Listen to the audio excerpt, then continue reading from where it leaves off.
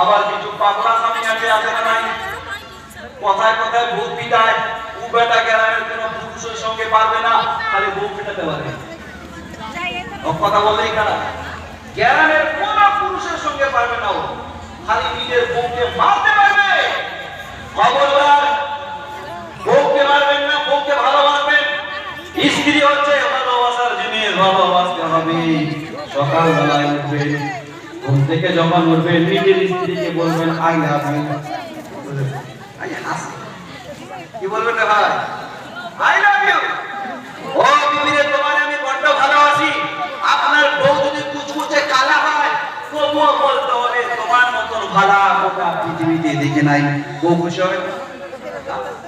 আপনার বউ খুশি হবে কি হবে না? নবীর ঘরে কেমন মহব্বত ছিল, মা খাদিজাতুল কুবরা আমার নবীর মধ্যে কত মহব্বত ছিল, কত ভালোবাসা ছিল।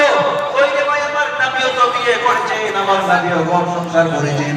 আপনার মতন তো পাগলা স্বামী না, ওই নবী তো কোনদিন পারি নাই।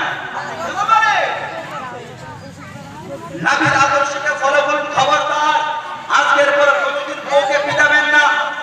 মা বাবা আত্মীয় স্বজন সবাইকে ছেড়ে আপনার বংশে আপনার বাড়িতে এসেছি। আপনার বাড়িতে আসার পরেও যদি বউ ওই মেয়েটা শান্তিতে না থাকতে পারে, বাবা যে ভাই বলুন তো, ওই মেয়েটা তো গলায় রশ্মি দিবে বা দিবে না? অতিরিক্ত হয়ে যায়, সহ্য করতে পারে না, তখনই গলায়।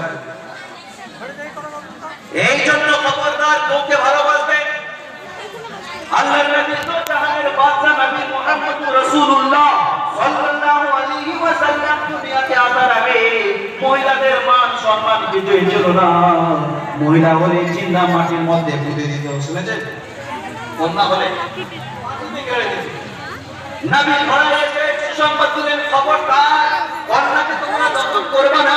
এমন কুসংস্কারে ভরা ছিল, স্বামী মারা গেলে ওই চিতায় জিন্দা ওই মেয়েটাকে জ্বালিয়ে দিত, শুনেছেন? স্বামী মারা গেলে একই চিতায় ওই মেয়েটাকে জিন্দা জ্বালিয়ে দিত। এই কুসংস্কার ছিল। আম্বিয়া